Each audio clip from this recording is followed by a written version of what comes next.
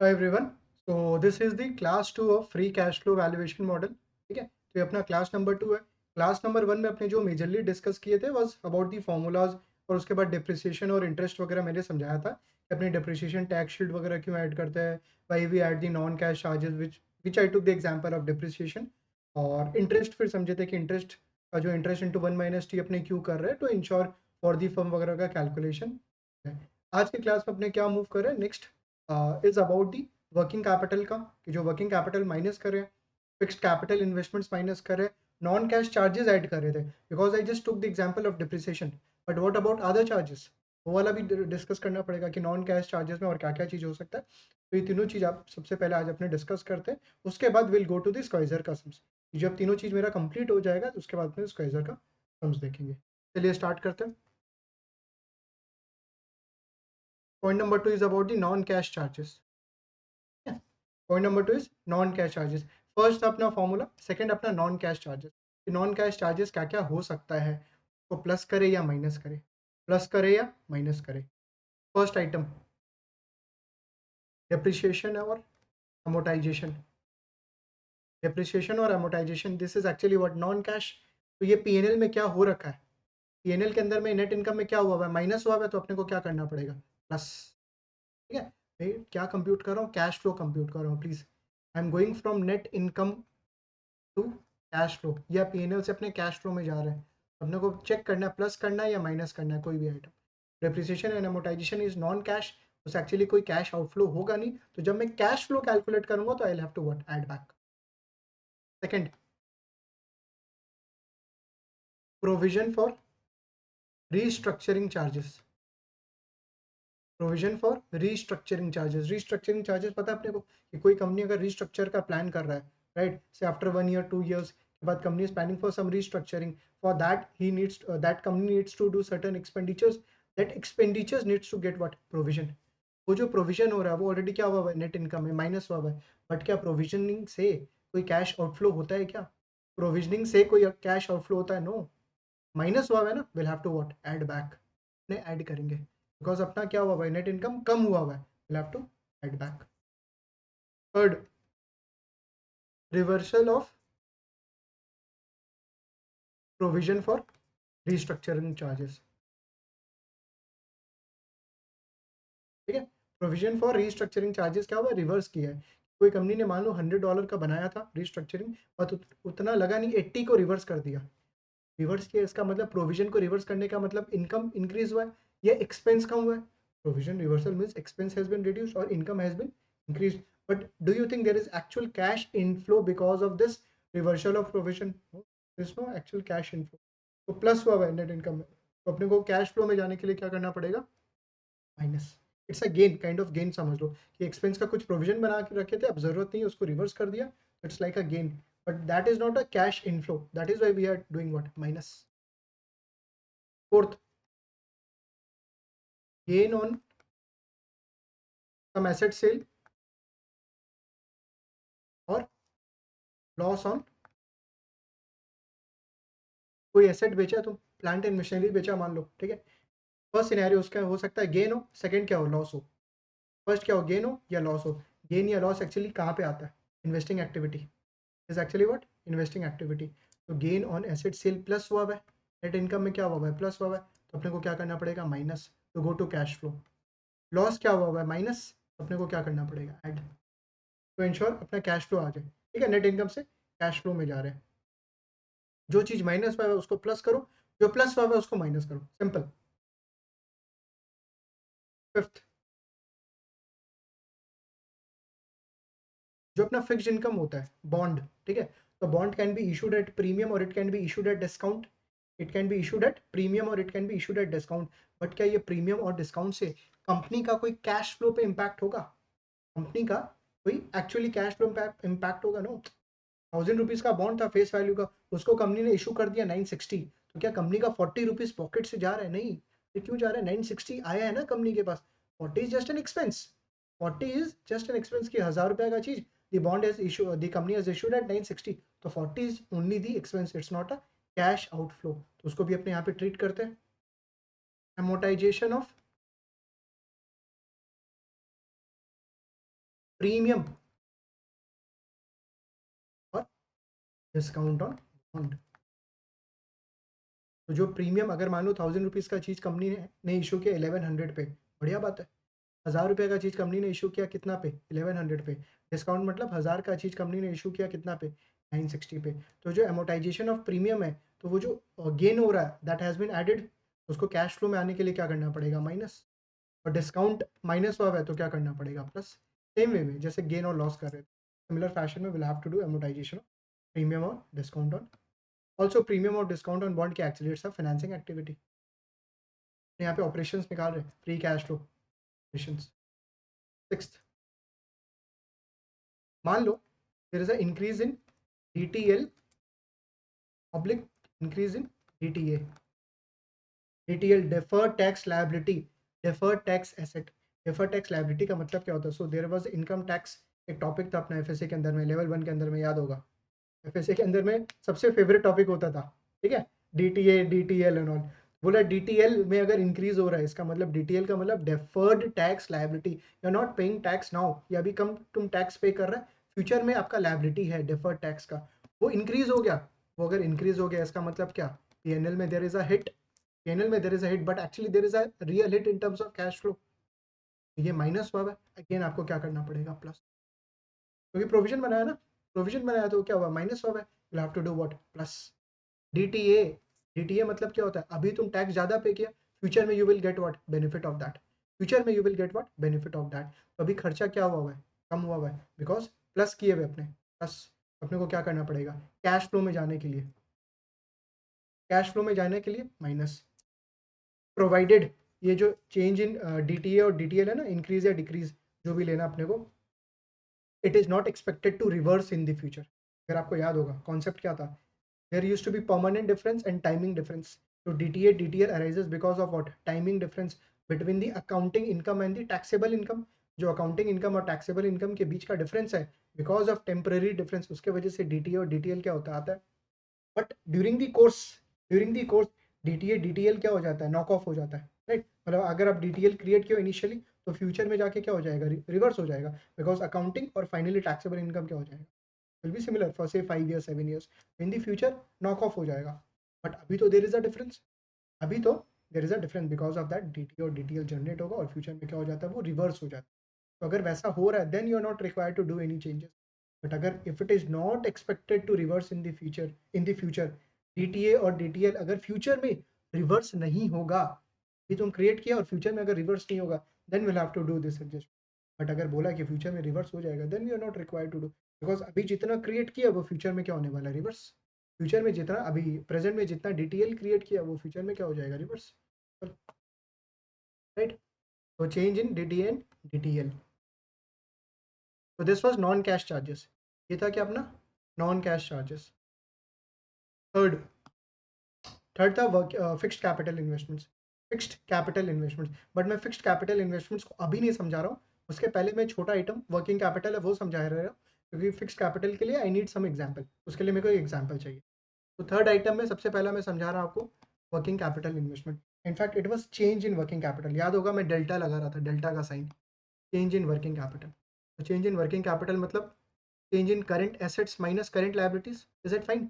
Working capital का मतलब क्या हुआ, current assets minus current liabilities, net working capital. Change in current assets minus current, इसमें भी प्लस या माइनस, मेरे को आपसे आंसर चाहिए यहाँ पे। अगर करंट एसेट्स इंक्रीज होता है, करंट एसेट्स इंक्रीज होता है, इसका मतलब क्या है, inventory trade receivables are example of current assets. Inventory trade receivables are example of current assets. सोचो, प्रीवियस ईयर में इन्वेंट्री वाज $100, करेंट ईयर में इट बिकेम 120। इन्वेंट्री था कितना आपका, $100, करेंट ईयर में बोला कितना हो गया, 120। कितना से इंक्रीज, कितना से चेंज, 20 से इंक्रीज। बट इन्वेंट्री बाई करने से, इन्वेंट्री बाई करने से या इन्वेंट्री यहाँ पे पाइलअप होने से क्या 20 का आपका आउटफ्लो हुआ है, या 20 का कैश आपका फंसा हुआ है क्या, यस फंसा हुआ है ना। बिकॉज अरे यार 120 का if you would have sold in the market, you would have been able to realise that money. But because of this 20 का इंक्रीज, आपका इन्वेंट्री क्या हुआ, फंसा हुआ है। इसका मतलब 20 का इन्वेंट्री फंसा हुआ है एक्स्ट्रा, मतलब 20 का कैश फंसा हुआ है। 20 का कैश फंसा हुआ है। सिमिलर फैशन डेटर्स था आपका 110, वो हो गया 130। तो इंक्रीज जो डेटर्स में हुआ, तो डेटर्स से पैसा कितना से डेटर्स कितना से इंक्रीज हो गया 20। इसका मतलब पैसा अटका हुआ है 20 से एक्स्ट्रा। पैसा अटका हुआ है कितना से एक्स्ट्रा। अगर increase in the current assets हो रहा है, इसका मतलब पैसा अटका हुआ है। That money has not been what realised. पैसा अभी तक क्या हुआ, रियलाइज नहीं हुआ है। ये पैसा क्या हुआ, एक्चुअली आपका फंसा हुआ है। अब उल्टा एग्जाम्पल ले रहा हूँ। इन्वेंट्री था से 100 का, हो गया 80। 100 था 80 हो गया, इसका मतलब 20 से इन्वेंट्री कम हुआ, 20 क्या हुआ, realise. This is actually what, decrease in current assets. Decrease in current assets मतलब 20 का क्या आया आपको, इनफ्लो। 20 का क्या आया, इनफ्लो। सिमिलरली मैं डेटर्स भी ले सकता था कि डेटर्स था मेरा 110, वो हो गया 80। वो हो गया क्या, 80, मतलब 30 से आपका डेटर्स रियलाइज हुआ है। इसका मतलब क्या, रियलाइज हुआ, there is a inflow, sorry. तो अगर इंक्रीज इन करंट एसेट्स है, इंक्रीज इन करंट एसेट्स है तो क्या होगा, और डिक्रीज इन करंट एसेट्स है तो क्या होगा।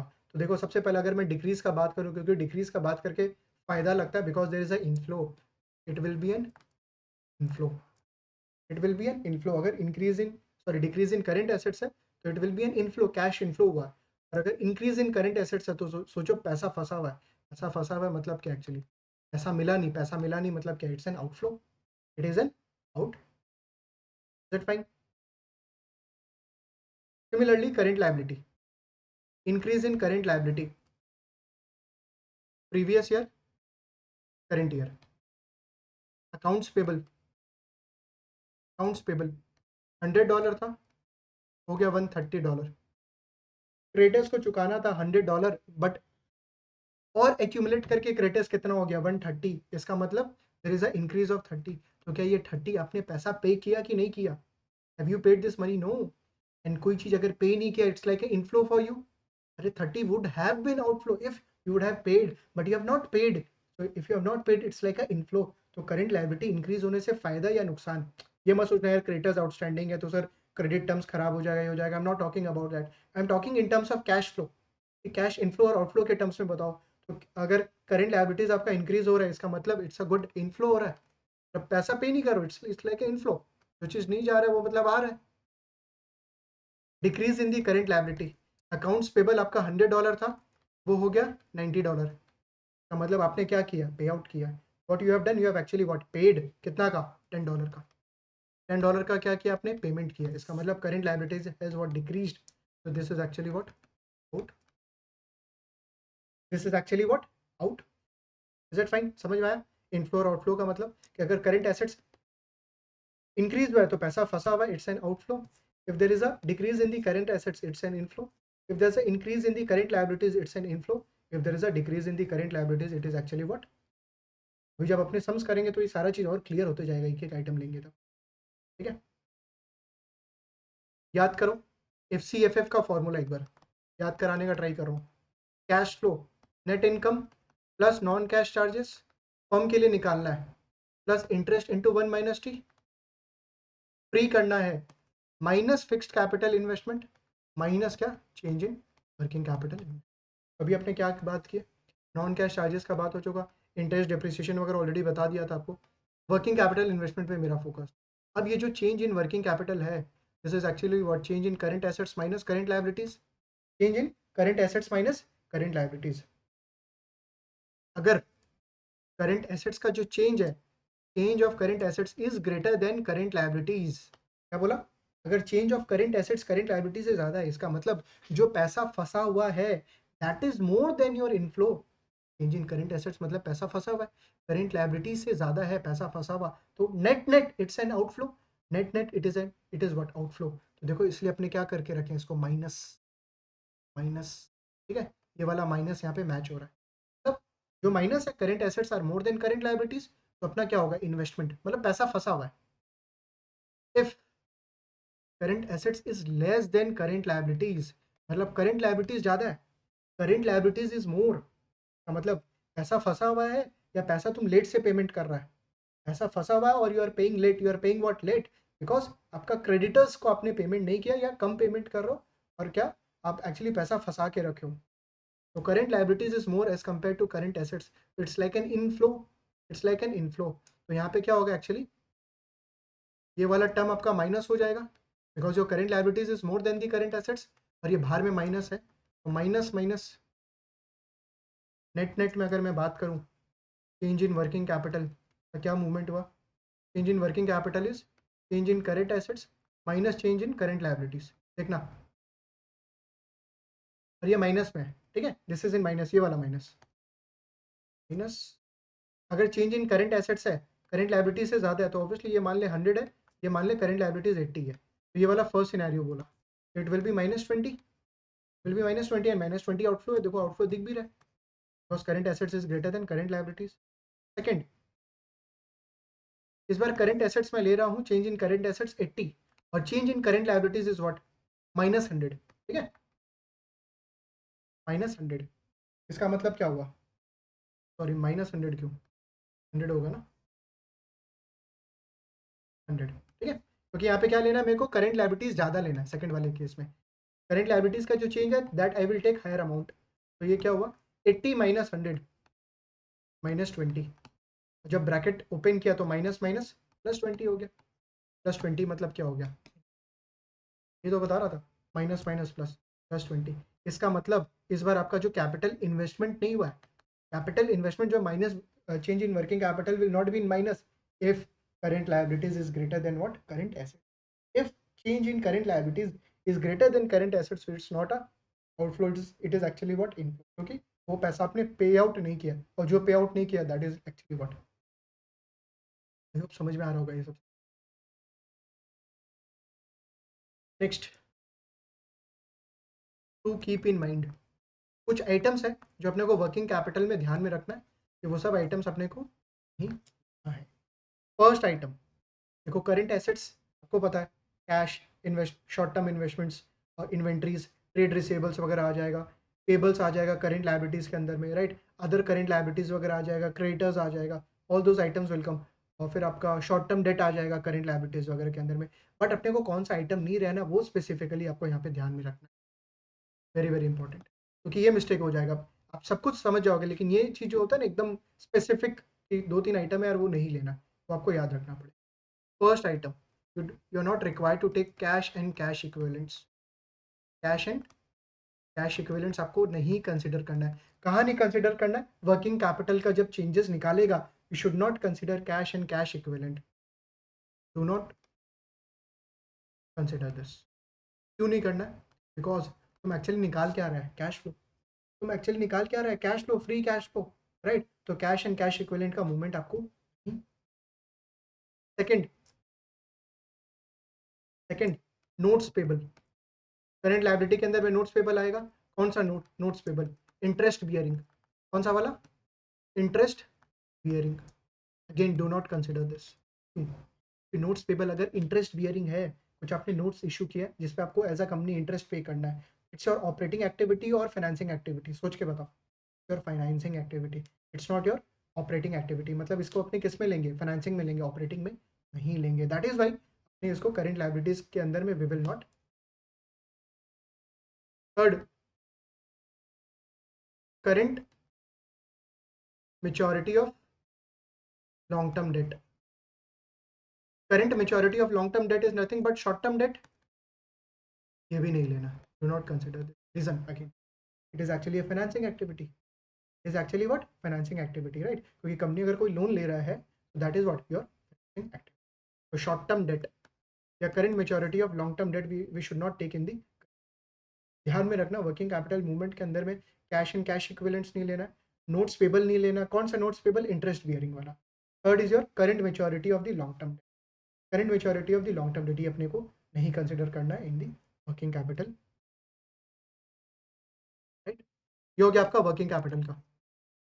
Next is your fixed capital investment, ये ठीक से समझना please, fixed capital investment is very important, because यहाँ पे हो सकता है दो सिनेरियोज में लूंगा, एक लूंगा मैं विदाउट एसेट सेल, एक लूंगा एसेट सेल, तो जो विदाउट एसेट सेल है that is easy, asset sale वाला भी इजी है बट उसमें मैं कुछ नंबर्स वगैरह लूंगा, तो will have to be like 100% attentive please, fixed capital investment, fixed capital is nothing but your capex, is your capex. Capex मतलब क्या हुआ यहाँ पे, नेट कैपेक्स लूंगा, क्या लूंगा, नेट कैपेक्स। नेट कैपेक्स का मतलब क्या होता है, जो कंपनी ने खर्चा किया minus if the company has sold some assets, minus क्या, some sold some asset, means capex minus what, sale proceeds, sale proceeds from what, asset sale, ठीक है। जो कंपनी ने एक्चुअली कैपेक्स किया और माइनस क्या किया, सेल किया कोई asset. Scenario number 1, no asset sale. मान लो एकदम सिंप्लिसिटी के लिए कंपनी ने कोई एसेट सेल नहीं किया during the year, company has not sold any of the, तो अपने कैसे निकालेंगे कैपेक्स, अपना कैपेक्स कैसे निकलेगा। मान लो 2 साल है, ईयर 1 ईयर 2, ठीक है, ईयर 1 ईयर 2, ग्रॉस ब्लॉक इससे 200 फर्स्ट ईयर में, माइनस एक्यूमुलेटेड डेप्रिसिएशन है आपका 200 है तो मैं 80 ले लेता हूँ, accumulated depreciation is 80। Net block कितना हो गया, what will be your net block, 120। Net block is actually 1। Year 2 में आपका ग्रॉस ब्लॉक है से 320, ग्रॉस ब्लॉक इज 320 और एक्यूमुलेटेड डेप्रिसिएशन है नेक्स्ट ईयर में से 140, तो नेट ब्लॉक कितना हो जाएगा, 320 माइनस 140, 180, दिस इज योर 180, ठीक है, नेट ब्लॉक। तो ग्रॉस ब्लॉक का मतलब क्या होता है, एक्चुअली ग्रॉस ब्लॉक का मतलब होता है opening plus addition minus deletion is your closing gross block, जो अपने नॉर्मल अकाउंटिंग में करते हैं। ग्रॉस ब्लॉक मतलब क्या हो गया यहाँ पे, closing gross block, opening plus addition minus deletion is equal to what, closing gross block, right. अब मेरे को यहाँ पे निकालना है कैपेक्स, कैपेक्स कैसे निकलेगा, तो कैपेक्स निकालने का यहाँ पे 2 तरीका है। सबसे पहला एक काम करते हैं, ग्रॉस ब्लॉक का मूवमेंट ले लो, कैसे होता है, opening gross block plus purchase during the year minus sale is equal to closing gross. Opening gross block कितना है 200, परचेज ही तो निकालना है, इसको मैं एक्स ले ले रहा हूँ, सेल 0 है क्योंकि यहाँ पे बोल दिया no asset sale, closing gross block is 320, therefore purchase is how much 120, मतलब ग्रॉस ब्लॉक का चेंज, सिंपल ग्रॉस ब्लॉक का चेंज लेना है मेरे को 120, that is first method. Second तरीका क्या हुआ, नेट ब्लॉक का मूवमेंट ले रहा हूँ मैं, नेट ब्लॉक का मतलब ending net block, ending net block minus opening net block, ending net block is how much 180, previous year का net block is 120 plus depreciation, plus what, depreciation from the income statement. यहाँ पे depreciation कितना आएगा during the year, income statement में during the year depreciation कितना आएगा, देखो ये बैलेंस शीट था, आई होप समझ रहे, ये बैलेंस शीट था आपका ग्रॉस ब्लॉक एक्यूमुलेटेड, तो दोनों में डिफरेंस कितना है एक्यूमुलेटेड डेप्रिसिएशन में, 140 माइनस 80 60, इनकम स्टेटमेंट में डेप्रिसिएशन कितना आने वाला है 60, इसका मतलब plus depreciation during the year कितना, plus depreciation during the year 60, तो कितना हो गया 120, आप ऐसे भी निकाल सकते, मैच हो गया ना कैपेक्स 120 का। तो कैपेक्स निकालने का 2 तरीका है, if there is no asset sale, मेरा प्रेफरेंस रहेगा फर्स्ट वाला फॉर्मूला पे फोकस करो, if there is a no asset sale, अगर एसेट सेल नहीं होता है तो क्या करना है, सिर्फ ग्रॉस ब्लॉक का मूवमेंट लेना, इट्स वेरी इजी कि ग्रॉस ब्लॉक में क्या चेंजेस है, राइट। तो ये लिया था first scenario no asset sale. Second, if there is asset sale, अगर मान लो एसेट का सेल हो रहा है ईयर 1 ईयर 2, सेम नंबर्स ले रहा हूँ मैं, तो पहले ये ले लेता हूँ gross block minus accumulated depreciation, we will get net block आ जाएगा, ग्रॉस ब्लॉक कितना था 280, 100 accumulated depreciation 80, तो this 120, 320 and 140, 320 आएगा 320 माइनस 140, 180। This is your 180। ठीक है, फिर मैंने ओरिजिनल वाला एग्जाम्पल कॉपी कर लिया। अब मान लेते हैं लेट्स से, लेना let's say we have sold the asset during the year whose original book value whose original book value is $100 and book value during sale book value during sale of that asset, हाँ जो अपने asset sale किया ना उसका है, इससे $90। Original book value कितना था एसेट का? $100। और जब एसेट सेल कर रहा था ना उस समय कितना था? $90। और मान लो इस एसेट में मेरे को गेन हुआ है, मान लो इस एसेट में गेन हुआ है, gain on asset sale that is $5। Therefore कोई सेल प्रोसीड्स बता पाएगा? What will be your sale proceeds? What will be your sale proceeds? मैंने बोला कि ओरिजिनल बुक वैल्यू 100 है, जब एसेट बेचा उस समय book value is 90, gain on asset sale is 5, तो सेल प्रोसीड्स इज व्हाट? जो बुक वैल्यू था प्लस गेन हुआ 5 का, तो sale proceeds is what actually 95। 90 का चीज बेचा 95 में, तो 5 रुपीज का gain, therefore sale proceeds is what? 90। I hope this point is clear, it's very easy. Income statement में, इनकम स्टेटमेंट में मान लो डिप्रिसिएशन है 70, ठीक है 70। अब निकालना है अपने को capex, will have to find out how much is the capex कितना। अगेन इसमें भी दो तरीका है निकालने का। मेथड नंबर 1, ये मैं इजी तरीका बता रहा हूँ, ठीक है इजी तरीका। मेथड नंबर 1 क्या है? Capex, capex minus sale proceeds, minus what? Sale proceeds.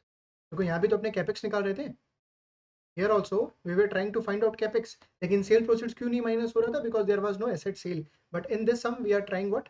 Asset sale भी है। तो कैपेक्स यहाँ पे कैसे निकलेगा? ओपनिंग कैपेक्स निकालने का, opening plus purchase minus sale is equal to closing. Opening plus purchase minus sale, obviously gross block ले रहा हूँ मैं यहाँ। Opening gross block, opening gross block कितना था? 200 प्लस परचेज, यही निकालना है, माइनस सेल। अब इस बार सेल लेना पड़ेगा मेरे को because there is actually asset cell.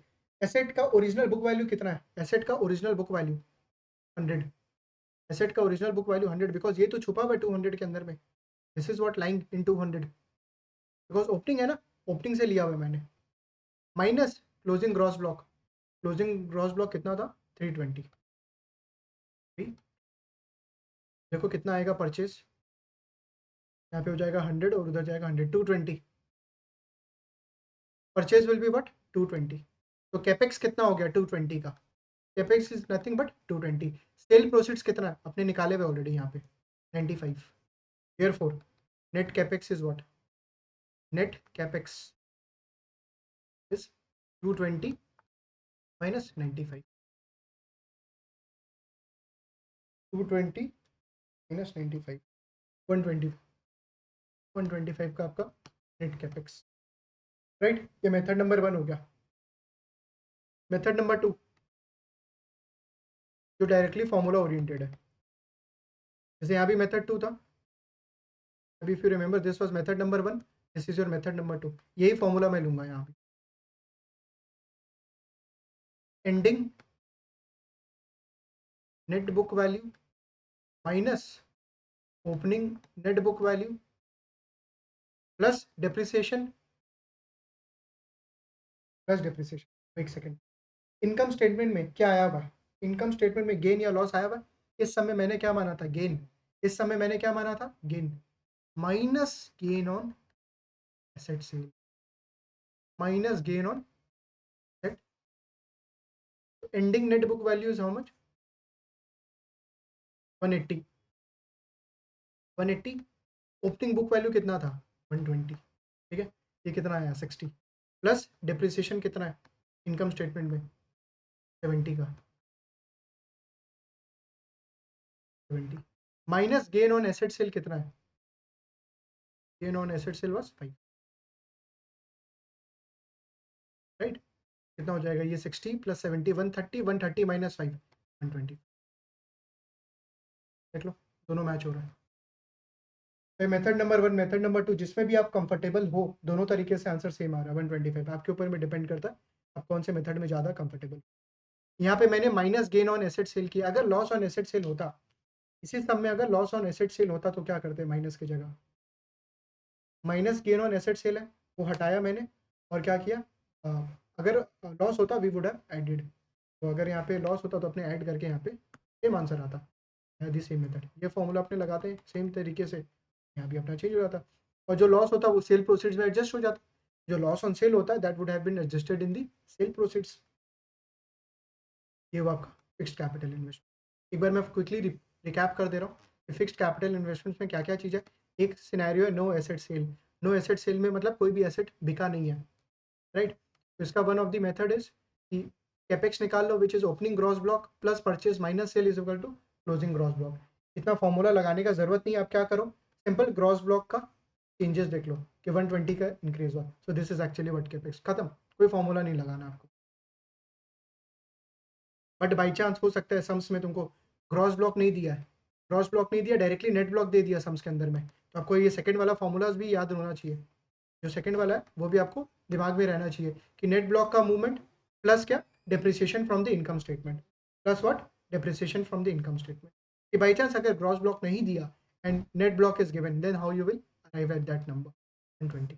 If there is asset sale, अगर एसेट सेल है तो क्या करना है, तो आपको सेम फॉर्मूला लगाना है, capex minus sale proceeds. Capex का same formula opening plus purchase minus sale, तो आपका क्या मिल जाएगा, कैपेक्स आ जाएगा, माइनस क्या करेंगे अपने, सेल प्रोसीड्स माइनस कर देंगे, माइनस व्हाट, सेल प्रोसीड्स, तो अपने को नेट कैपेक्स मिल जाएगा। और मेथड नंबर 2 के अंदर में भी same formula, minus gain on asset sale, और अगर लॉस है तो क्या करना है आपको, ऐड करना पड़ेगा ऑन लॉस ऑन, राइट। तो यहाँ पे ये आपका मूवमेंट आ गया। नेक्स्ट अपने इसके बात करने वाले हैं